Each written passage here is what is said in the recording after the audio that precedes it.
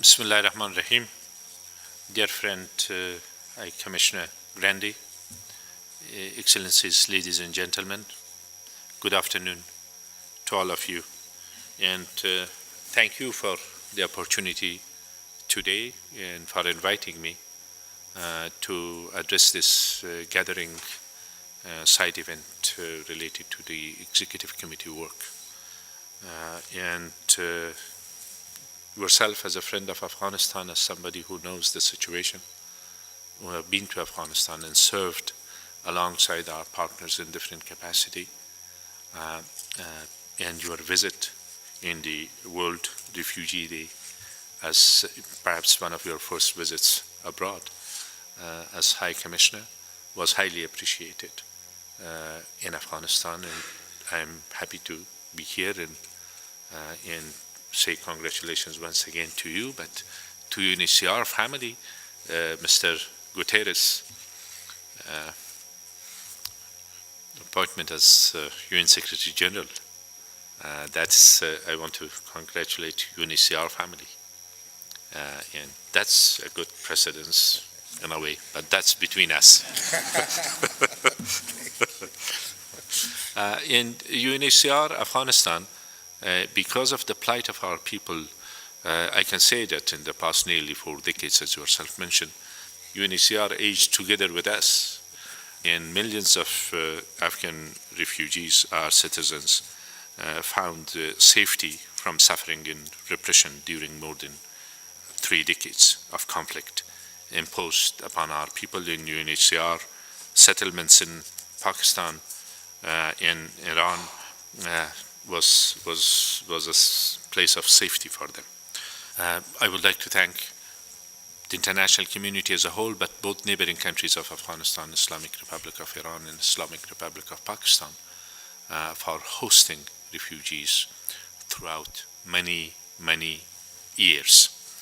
And although in the past 15 years, millions of refugees have returned back to their country, to Afghanistan, still an estimated 2.5 million refugees, in addition to thousands or hundreds of thousands of undocumented asylum seekers still living in the neighboring countries, especially in Iran and Pakistan. The return of such a large number of refugees, Afghans, was accomplished through the support that Afghanistan received generously from the countries around the world, and through the developments which took place in Afghanistan, the political process, the democratic process. But at the same time, nevertheless, we will not forget the generosity of the host nations. I'm here, ladies and gentlemen, and my message today is that our work is not finished. I have just returned from a conference, a very successful conference, Brussels conference. This was a recommitment between Afghanistan and our international partners, where our international partners stood by Afghanistan and made generous commitments, which exceeded $15 billion, and to be exact, $15.2 billion for the upcoming years. In most of the countries, which I see the names of the countries around in this event, they were there, over 70 countries, and 30 international organizations had participated. And while the numbers are important, the amount of pledges which were made, but even equally important was the sincere and serious commitment from the countries who had participated in standing by Afghanistan, in looking at the commitment towards Afghanistan as a long-term commitment. There were side events for civil society and women empowerment and private sector, regional cooperation, regional economic cooperation, and many other opportunities where different representatives of different countries recommitted themselves in helping Afghanistan to accomplish its goals, Afghanistan National Peace and Development Framework in the coming 5 years. There, as Mr. Grandy mentioned, I highlighted the plight of millions of refugees in internally placed people and brought it to the attention of our colleagues and our partners. And in that framework, National Peace and Development Framework, IDPs and returnees are an integral part of it.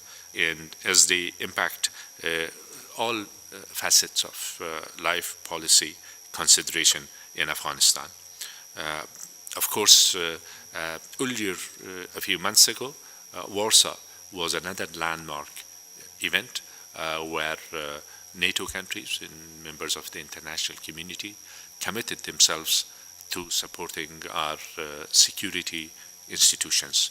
And once again, it's time to express our gratitude for all those countries who have contributed towards reconstruction of Afghanistan and also have made sacrifices in blood and treasure in order to help us in providing secure environment for our people, but at the same time, stabilization of Afghanistan, which is important to security and stability, not just in that region, but much beyond the region.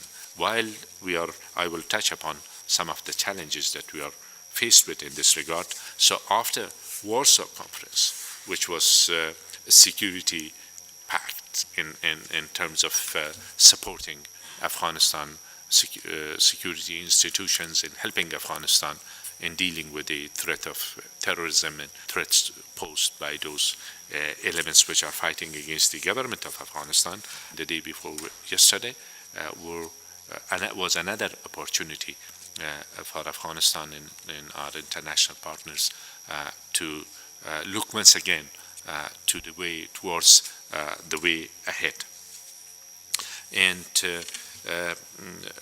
here today, once again, I urge those friends of Afghanistan and partners of Afghanistan present in this gathering to continue in this journey with us, and nevertheless we have ambitious goals. I'm not here to say that the path ahead is an easy one. I'm saying that it is a difficult road ahead of us, but I'm sure and pretty sure that together, in the same way that we have come thus far, we can work together to lay the foundation for a country, for Afghanistan, which is stable, at peace within and without, and in a democratic system where the rights of its citizens are protected, men and women of the country, and can contribute to the well-being of not only its own citizens, but the region and beyond. And there is that potential in Afghanistan. And today, while there are serious other challenges which the international community is faced with, and international humanitarian organizations are faced with, and UNHCR is faced with, including the crisis in Syria and other parts of the world.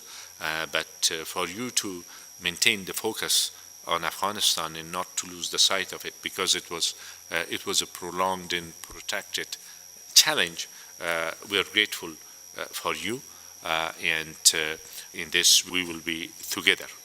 The challenge of insecurity in different parts of the country, and that is something perhaps a few years ago it was not anticipated that after so much efforts, still security and stability will be a big challenge for Afghanistan. There is no doubt that when it was decided in 2012 that there will be a security transition in Afghanistan,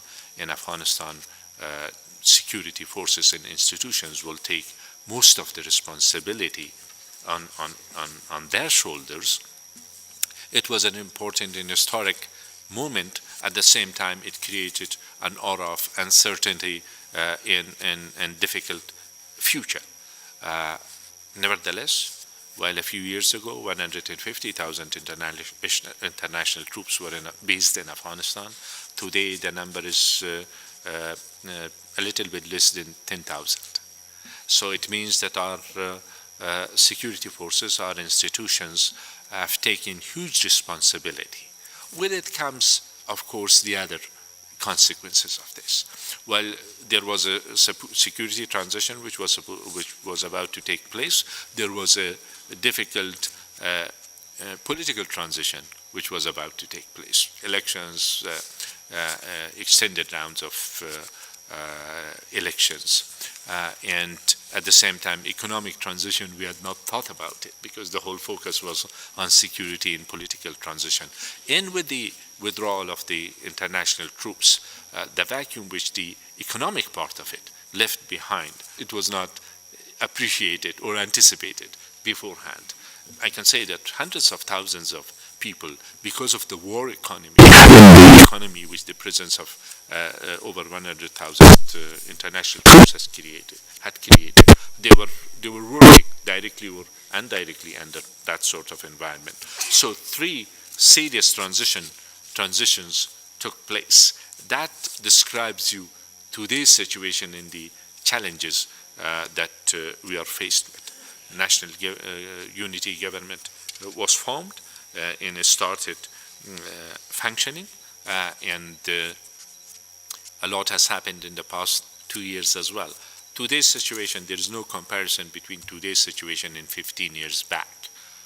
Take every aspect of life. Take education, health services, the infrastructure, the private sector development, human rights, women's rights, in all of this, and also the return of millions of refugees back to the country. It's a big development which has taken place in the past 15 years.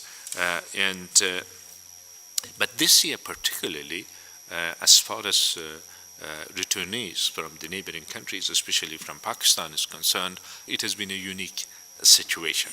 About more than 150,000 registered refugees and perhaps equal number of undocumented refugees have returned back from Pakistan alone.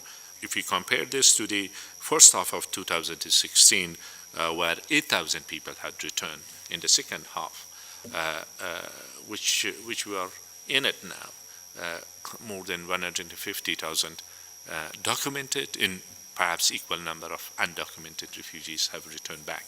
We were grateful for UNHCR support in this regard, or IOM's involvement. ICRC is also involved in parts of this. At the same time, the bulk of the burden is on the local communities, local population, which they have hosted this number. And they can soon shift into the below poverty line if they are not assisted. So that's the situation today. And during my meetings today with the senior representatives from the Islamic Republic of Iran and Islamic Republic of Pakistan, we discussed different aspects of this situation, and we will continue to have these discussions, how we can help while there is a situation, there is a large presence of refugees in our neighboring countries. At the same time, how can we consider the conditions within Afghanistan and make sure that those returnees return back in a dignified manner, in a pure voluntary manner, and the spirit of cooperation prevails in dealing with the issue of refugees, which is a humanitarian and a serious humanitarian issue. The calls by the leaders of both countries on their citizens to respect the right of refugees are welcomed, and it's important that prejudice and discrimination do not take place against these communities. Return only be sustainable if it is voluntary, and on the voluntary base, and based on the awareness of the rights and the options which are available, and based on accurate informations about the destinations that they follow. All repatriations must be conducted in conditions of safety and dignity, and these basic bedrock principles of refugee law have protected people forcibly displaced by conflict in every part of the world, and are a cornerstone of our shared humanity and respect for human rights. These principles apply to an Afghan in Iran, in Pakistan, Europe, in all the way in the Southeast Asia, in Australia, altogether, everywhere. There is another situation in Europe, the challenge of asylum seekers and the return of those migrants and failed asylum seekers must be gradual and humane. There is a joint way forward statement between Afghanistan and European Union, and also there are certain MOUs between Afghanistan and certain European countries. While this needs to be gradual and with due recognition and respect of the unique challenges faced by those on the move, I'm confident that with the spirit of cooperation and understanding, and with what we have in these agreements or MOUs, the asylum seekers will have equal access to due process and are given fair consideration for refugees status as we deal with resettlement challenges for those who exhaust the asylum seeking processes and procedures. It's very important that they enjoy and they are able to exercise their full rights. And then our aim will be to create conditions and circumstances that people are not leaving the country, or sometimes these are from the refugee camps outside Afghanistan. This is our responsibility. And also, once all these measures are taken, and still there are people which they fail to gain that status, then we have a responsibility to help them. And also, the host countries have a responsibility to help them in a dignified manner so they can return back to their homes and resettle there. Certain parts of the situation I referred to, but as a whole, the National Unity Government has laid a vision, a very bold vision, to transform Afghanistan and to move towards self-reliance. That's our hope, and that's not just a dream, but there are certain steps has been taken in this regard. And once again, I express my gratitude for all those countries which have helped us in achieving these goals. The current national development strategy, which has been broadly consulted with, and mainly Afghan peoples, the drivers of these initiatives are the priorities of the Afghan people, because in our journey, and Mr. Grandi will agree with me to some extent, that we in this journey we started from a time that things were very basic, like standing from the ashes of war, and then anything for us meant a lot, and it was important that in those days the international partners were forthcoming, and the quick impact projects was the main thing at that time, dealing with the emergency situations here and there. And in some cases where the programs were based on the donor priorities, which would have helped Afghanistan in a way, but rather had it been for us to to set those priorities, we would have done it differently. We have gone through this path, and a lot has changed throughout. There was absence of capacity within our system, lack of capacity. That's not, there might be areas that we still need capacity building, but that's not the case anymore. The on-budget support was a dream a few years ago. Today, most of our partners have moved towards it, and aid effectiveness has proved itself once again in Afghanistan in its own way. There are lessons in Afghanistan as well. So while these are the changes which has taken place in terms of our supporters and partners, at the same time, when it comes to our own situation, the commitment, and real and serious commitment for reform in all sectors, in moving forward with it, and dealing with corruption is a commitment that we have made to our people and also to our international partners. Mutual accountability was the theme in Tokyo conference a few years ago. But the fact that I mentioned that Brussels conference was a successful one, one reason that I can claim it clearly, it's the fact that both sides proved itself on mutual accountability framework, and we will continue on the same basis and build upon the foundation which is already there. Some of our national programs, like Citizens Charter, which are one of the priority programs, we had NSP, National Solidarity Program. There were a lot of lessons. These were one of the most effective programs, national programs, but it addressed the challenges of the rural communities mainly. But Citizen Charter will address the challenges and also embrace the opportunities not only for the rural communities but also for the urban communities. Because in today's situation, when we are talking about IDPs or returnees, they mainly return to the cities. Through over 12,000 local councils, which is, we have made another commitment that in these councils, which are the decision-maker councils, the role of women is protected, equal participation in these councils. This is a very ambitious goal, but I think it is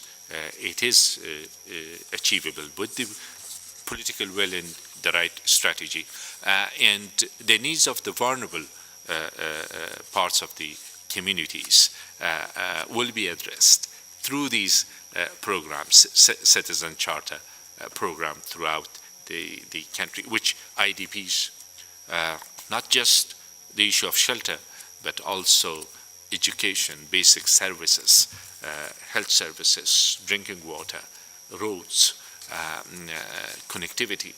These are the priorities that we have identified through this national program. I elaborated on one national program to give you the sense of the work that we do, while from the other side, there are infrastructure projects, there are energy projects in the energy sector with the involvement of the private sector.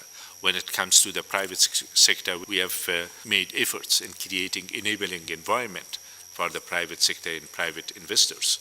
For the first time, the PPP, public-private partnership law was passed. The one-stop shop, as far as licensing is concerned, which was one of our commitment in London conference a year and a half ago, that was, or 2 years ago, that was one of our commitments.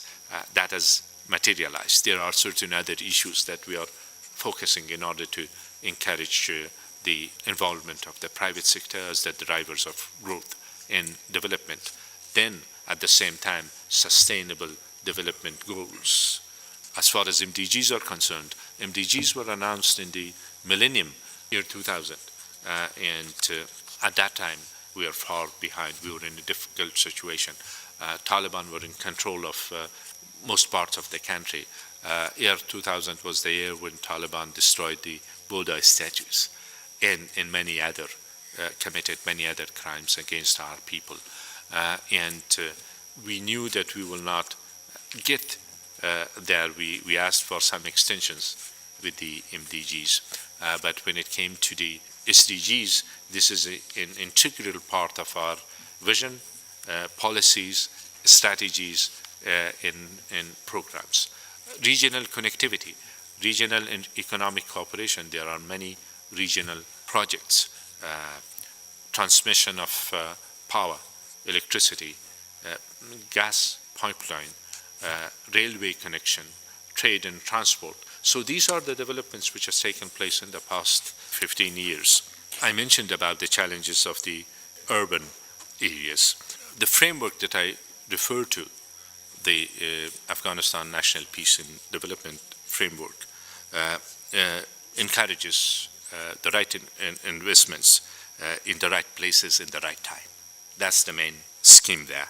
And we are proposing an outline for a humanitarian form of governance and development that will address the legitimate aspirations of Afghan people and offer realistic solutions for both refugees and IDPs. While our focus on the main programs on infrastructure, on regional integration, on development, sustainable developmental goals will continue, we will sustain our focus there, but we will not allow ourselves to lose sight of a humanitarian situation. It's there where the role of the non-governmental organizations, international humanitarian organizations, and civil society are important. I'm towards the conclusion of my regards, referring to the regional connectivity and regional cooperation. Our aim is to restore Afghanistan's rightful place at the heart of Asia in a hub for transit and enterprise. In achieving all these goals, while our forces are defending the rights of our citizens and sovereignty of our country against terrorists and against those forces who believe in violence and resorting to violence, at the same time, we have made efforts towards reconciliation and making peace with those who accept the Constitution of Afghanistan and give up violence and give up links with the terrorist groups and organizations. This has been the principle or the foundation of our principled policy towards war and peace in our country. War has been imposed upon us. We believe that to defend the right of our citizens is our responsibility and prime responsibility. There is no doubt about it. And at the same time, to make efforts to see, to create circumstances for the groups which are fighting. To give up fighting is also equal part of our responsibility, and the recent agreement with Mr. Hikmatyar is an example of such efforts. And with it, talking to civil society here and also interacting with them in Kabul. I mean, there in Brussels or earlier interacting with them in Kabul, there were concerns. Perhaps these agreements are exchange or a compromise on the rights of the people, which can never be the case. We don't think that with compromising the rights of our citizens we can achieve peace. It will be a mirage, but nothing, anything closer to peace and stability. The rights of our citizens, human rights, women's rights, these are the achievements of our people, which is there because of too many sacrifices of not just Afghans, but also our friends and partners, but mainly Afghans. The freedom of expression, the vibrant media that we have, or other developments, the role of women in the society, in politics, in socio-economic activities, in all walks of life, in the private sector, in our parliament, in government and non-government sections. This is something which is, of course, the previous administration or national unity government made efforts to facilitate this, but it is mainly the courage of the Afghan people, which they proved themselves in the realization of the and also recognition and awareness of our citizens of their rights, men and women, and which is irreversible under any circumstances. So these are mainly the parts of the challenges, parts of the opportunities, good news, difficult news about Afghanistan.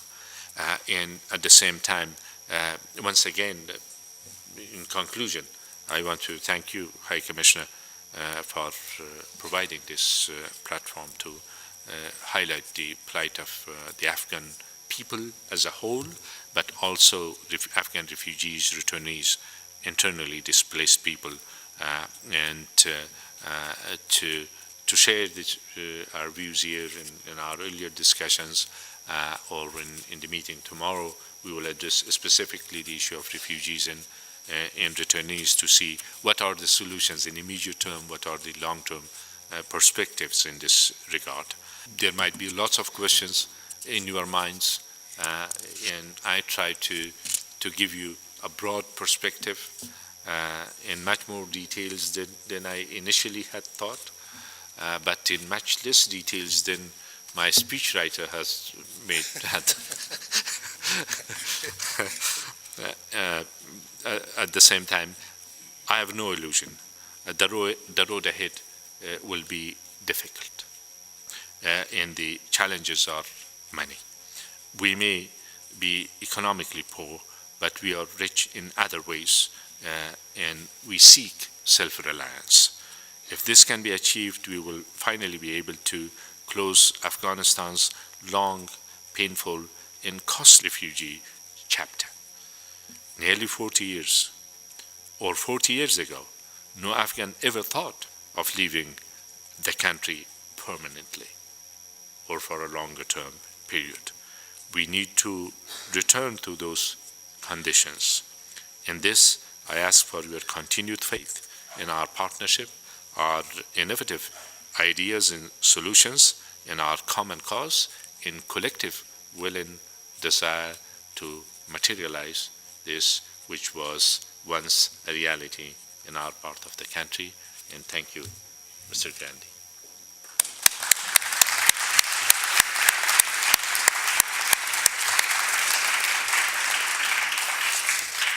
Thank you very much, Chief Executive. I'll open the floor if you have a few more moments to stay with us, but allow me to make a few initial comments. First of all, thank you very much for laying out for us the comprehensive vision. I think this is very important.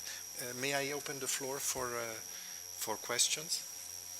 Thank you very much, High Commissioner. Thank you very much, Dr. Abdullah, for coming to Geneva, and thank you also for coming to Brussels and for helping and co-hosting together with us what we see as a very successful Brussels conference on Afghanistan. For us, this was a great honor and privilege to be able to co-host this with you, with the government of Afghanistan, with the leadership, and I think we evaluate it as a very successful pledging conference, a successful political conference, but most of all, a strong expression of support for you and for your government and for your plans for the future. We were also heartened, as High Representative Mogherini said yesterday, by the strong support and engagement from the region. There was a special discussion with regions and with the participation of the UN Secretary General, and this is also one of the very positive messages that we take from this conference. just to mention this, since you raised it, and it's an important issue for us, and it's important for you, and it's important in this context of the ExCom, we were particularly pleased to reach agreement on the EU-Afghanistan joint way forward on migration issues. This is something that we have developed together, and where we really want to work in partnership with you and with the United Nations, in particular UNHCR, and it's something which is unconditional support, and we're very happy to be able to work with you, and that UNHCR will remain active and engaged on this issue in Afghanistan as United Nations in general. Again, thanks to you, thanks to your government, and thanks to all participants, all ministers who came, all expressions of support, all pledges, and I think we have a good basis. I recommend a communique that was adopted, which really sets out the way forward and allows me to say that I agree with everything you said, and because we now know what the plan is for the future. Thank you very much. We in India grew up with stories of great nation of Afghanistan, and we want that Afghanistan should regain its rightful place in the world order. We are sure that if all the stakeholders work together, addressing the issue of refugees, returned refugees and IDPs is not a great deal, although it is a time-taking process. Our commitment to Afghanistan is abiding, and it is our cherished desire to work with the government and people of Afghanistan to bring peace, stability and progress. India firmly stands behind Afghanistan in all its endeavors and will continue to support through bilateral means to best of its ability. Thank you. Your Excellency, Dr. Abdullah, the Chief Executive, Finland is truly thankful for Afghanistan of its excellent cooperation with our government in migration and return matters.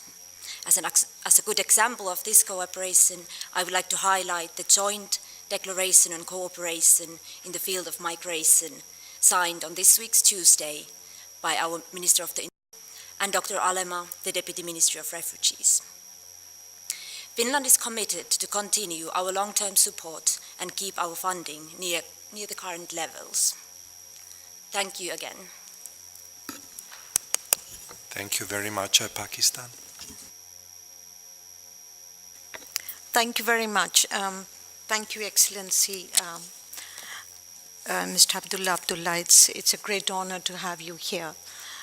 It's good to see you in our own region, but it's good to see you in Geneva as well. And I must, on behalf of the government of Pakistan, congratulate you on a very successful conference in Brussels, where there has been a commitment demonstrated by the international community to work with the government of Afghanistan to ensure and implement the views and decisions of the government of Afghanistan itself, ensure its rightful place in the development process as such. We are also delighted to inform and you know all our colleagues here as well that Pakistan was delighted to be a part of the conference, and that we have announced at the conference $500 million of development assistance to Afghanistan. We are very happy to work with Afghanistan, with the government of unity in Afghanistan, to see the implementation of these projects in this context. We also announced 3,000 scholarships to be given to students, to Afghan students in Pakistan. On the specific question of the return of refugees, we are working very closely with the government of Afghanistan to see the return of Afghan refugees in dignity and honor, and as you have highlighted and underscored, that these returns should be voluntary, and we have had regular discussions, and we will continue to coordinate with you to see how these returns can be done in the best manner possible, and that these returns are sustainable and are helpful for the development process in Afghanistan. We'd like to also thank Mr. Filippo Grandi, High Commissioner, who has been very supportive of the work that we are doing with Afghanistan in seeing the return of the Afghan refugees. The Afghan nation is a nation that has given a lot of sacrifices, as His Excellency has said, and it is important for the international community to stand by Afghanistan in this important moment. So Pakistan is there with you, and we'll always be there with you. Thank you very much. Thank you, Ambassador. I'll give the floor to Denmark, then I have Iran, and then I'll give the floor back to the Chief Executive. Thank you very much, High Commissioner, and thank you to the Chief Executive for being with us. Thank you for the High Commissioner for organizing this meeting. I think it's clear from the sentiment of the room that Afghanistan have many friends, and we are proud to be one of them. I was personally involved. I was participating in the very first meeting after 2001, the meeting that took place in Tokyo, and I think it was 22nd of January 2002, where you had the first donor conference on Afghanistan, which was also a very significant success. It hasn't developed as quickly as we hoped in January 2002, but there's still a lot of support among the international community. In this year, Denmark will disperse presumably around $21 million, and it's real money coming to Afghanistan. It's basically $3.50 per person, per woman, child, man in Denmark. So it's a significant contribution to Afghanistan from us, and it's bear witness to our continued belief in Afghanistan. You mentioned that you had a difficult road ahead, and that's given. We would just really hope that the whole issue of displacement will be one that will be on among the most important for your government to tackle. I think that this as a key issue for the future of the country, that both in terms of organized return from neighboring countries, but not least also on internal displacement, would be very important to have it very high on your agenda. Thank you. Thank you, Ambassador. Ambassador Starr is also the chairman of our executive committee at the moment, so special thanks, and give the floor to the Deputy Minister of Interior of Iran. بسم الله الرحمن الرحیم. تشکر میکنیم از دولت افغانستان برای translation will be consecutive, yeah. تشکر میکنیم از این جلسه و پشتیبانی و حمایت ما دولت و ملت افغانستان قطعاً مشابه سالهای گذشته در 40 سال گذشته حتما ادامه خواهد داشت و حمایت میکنیم از تلاشایی که جناب آقای عبدالله دکتر عبدالله فرمودن و قطعا ما در آینده هم در کنار پناهندگان و در حمایت از پناهندگان و مردم افغانستان قرار خواهیم داشت و تلاش خواهیم کرد که همچنان خدمات خود را ارتقا و بهبود ببخشیم و تشکر میکنیم از جناب آقای کمیسر از تلاش‌ها و حمایت‌هایی که دارن و تلاش میکنن که کمک‌ها رو در این امر هرچه بیشتر تمرکز ببخشن. Thank you. When I said that Brussels conference was a successful conference, that was also to a large part due to European Union's hosting it in such a manner in the preparatory work which was done in preparation for that conference. President Donald Tusk and also High Representative Mogherini, they both said that they had not witnessed such a big conference with that representation, 70 countries, mainly in the ministerial level, and 30 international organizations, and also equal to the numbers was the spirit which was there. So we are grateful for EU for its contributions in the past 15 years, billions of dollars of assistance to Afghanistan, but also for making it, helping us to make it a successful conference. India has helped Afghanistan and also announced this pledge in bilateral in the meeting which took place a few days ago between the President of Afghanistan, President Mohammad Ashraf Ghani, and Prime Minister Modi, and that is part of this overall amount today, and we are grateful. As far as jointly forward is concerned, or our agreements with friendly countries which have helped us in different ways, including Finland. Here we have our Minister of Refugees and our Deputy Minister of Foreign Affairs, as well as our ambassador in my advisors. These two gentlemen in front of you in the lady, which is not present at the moment in this meeting, who signed the agreement. They worked very hard, but thank you for your spirit of understanding and cooperation. Pakistan participated yesterday in the conference and announced its pledges to the amount that Ambassador mentioned, and we are grateful to that, and those will be allocated to the priorities, based on the priorities of our people, and every contribution counts in this regard. When it comes to Denmark, for many years you've stood with us, and I recall the Tokyo conference very vividly. I think 15 years ago, I was a little bit younger than today.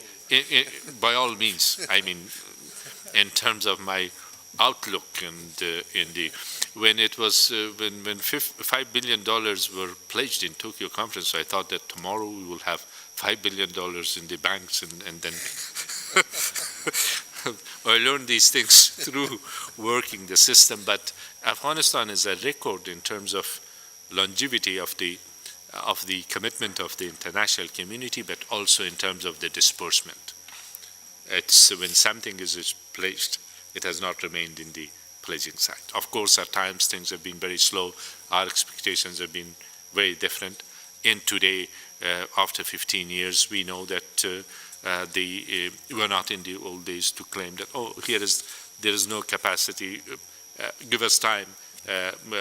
We have also developed a little bit, but that spirit has prevailed. To the representative from the Islamic Republic of Iran, once again, words of thanks to all of you. And I had thought that if the decision was questions, then I will encourage more questions and more questions. And then when it became 2:30, I'll say that no time for answers. Thank you. But now it is the same spirit that has helped us in. Also, thank you in all of the participants for their presence, and hopefully together we can help change lives better for millions of needy people in our part of the world and the rest of the world. Thank you very much. Thanks. Thank you.